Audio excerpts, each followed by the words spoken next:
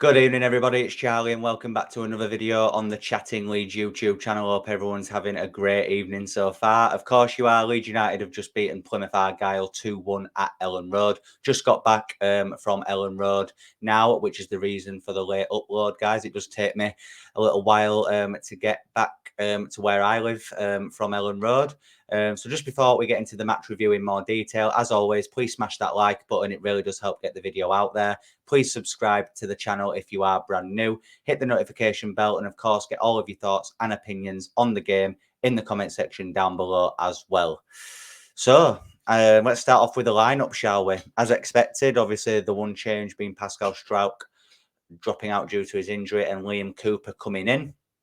And as I said in my preview the other day, wasn't too bothered about that as I do think the back four at least had some balance with Rodon being a right-sided centre-back and obviously Cooper being left-side. So I wasn't too bothered about that. Everybody else was fully deserving of their place in the starting 11. And look, I thought the first half Leeds United absolutely blew Ipswich Town away.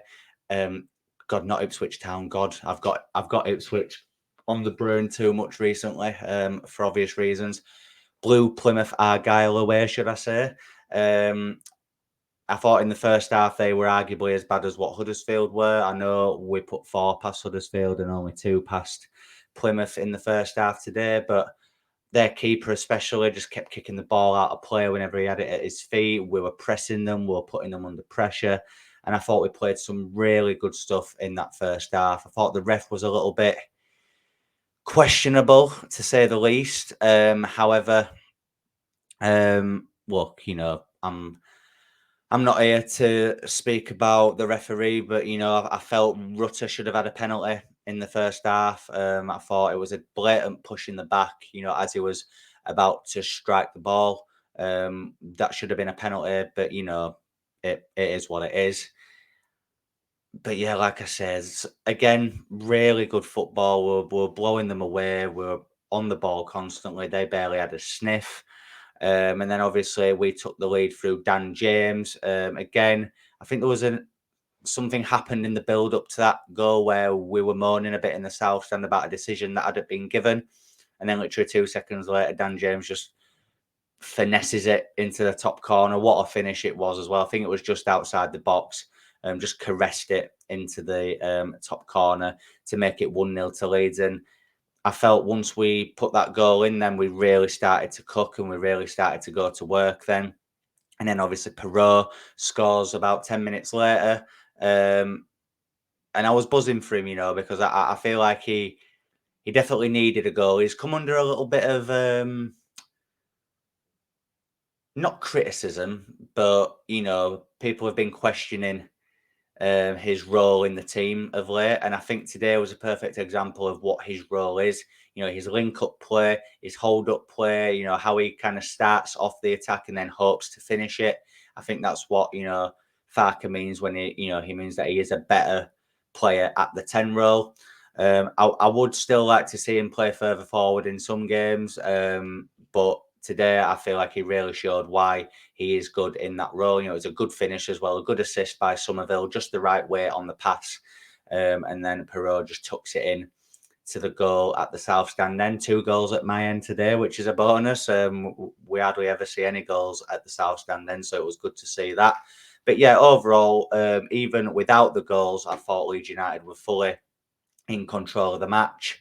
I feel like, there's certain instances where we could have been a bit more clinical.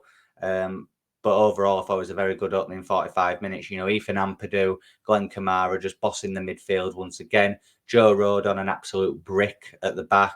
Thought Archie Gray did really well at right back as well. And obviously Sam Byram until he went off with the injury in the second half. Hopefully that's not anything serious. Maybe the international break's a good thing for that. Hopefully he can get fit before the Rotherham game. But, he was having a really good game until he came off as well. Everybody was doing their job well. And then obviously at half time, we didn't make any changes. Fair enough. We come out. It wasn't as flat as the Huddersfield second half to begin with. I thought maybe the first 10, 15 minutes we were pushing the pace still. But then you could just sense slowly but surely that we were getting a bit complacent with our attacking play, not creating as much clear-cut chances. We were happy just to keep on the ball. And I think Plymouth sensed that and started to put a bit of pressure on us. We make the substitutions. Jaden Anthony and Nonto come on fine. Obviously, Firpo came on for Byron before that. And, Firpo didn't have the greatest of games when he came on. And I'm not saying I'm giving him a free pass, but the fact that it was his first minutes of the season, I can kind of just be like, right, okay, fair enough, you were rusty. If Byram says injured for a period of time and Firpo comes in and he still keeps playing like that, then that's a different discussion for a different day.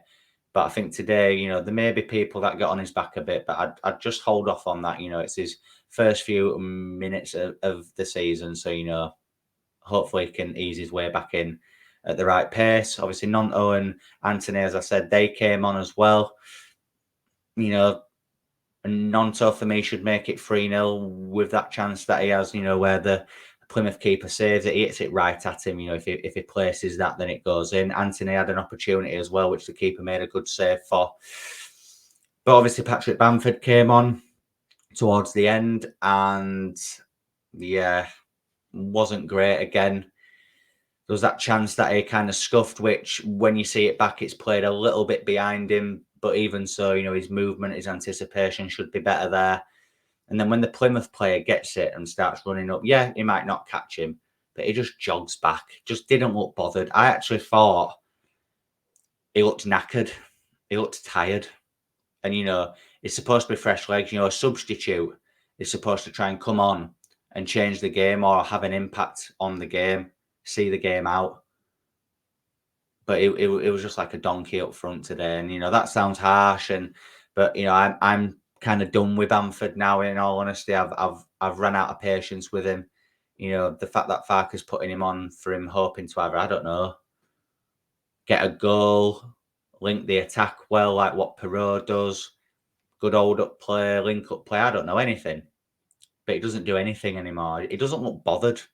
And I'm sure he is deep down, but he doesn't look it. His body language, how he runs.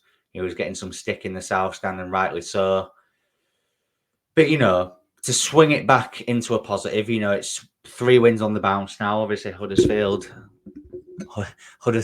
Leicester, and obviously Plymouth today.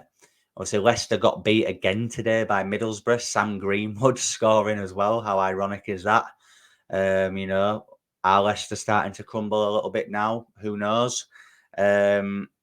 Ipswich won today, unfortunately, but they were a goal down. They do like to come back in games recently. Is that sustainable over the rest of this season? I don't think so. And I'm going to say it with my chest. I do think we'll catch them. I know it's still 8 points and there'll be people going, that's a bit early, but I think they'll crumble at some point. If you look at their December fixtures, they've got us on the 23rd at Ellen Road and then Leicester at home on Boxing Day 3 days later. They're gonna drop more points, 100%. They only won the game 3-2. All of their games are high scoring games. We're 8 points behind Ipswich and Leicester now. We're both on 39, so 8 points off the top of the league. So it is all positive. Leeds are kind of just quietly going about our business. Everybody's obviously on about Ipswich and Leicester at the minute, and rightly so. They've both started the season off really well, but Leeds are slowly marching on, slowly creeping up to them.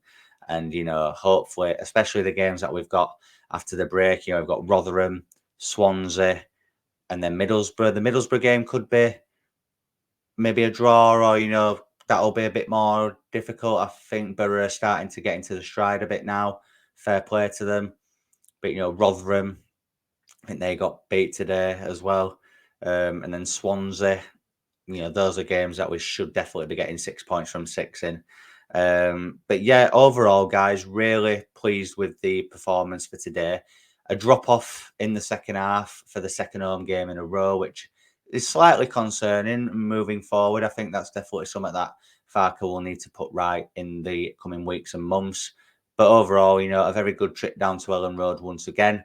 And yeah, 3 points in the bag, 3 wins in a row, and hopefully it continues after the break. So that brings us to the end of this match review for this evening, guys. Really hope that you've all enjoyed it as always. If you wouldn't mind smashing a like on the way out, it's really appreciated. It just helps get the video out there to more people. Please subscribe if you are brand new as well. We're on the road to 3K. Hit the notification bell, and of course get all of your thoughts and opinions in the comment section down below. I did do a match day vlog, which I did get some footage from today's game. That'll be up at some point tomorrow, so make sure that you tune in for that.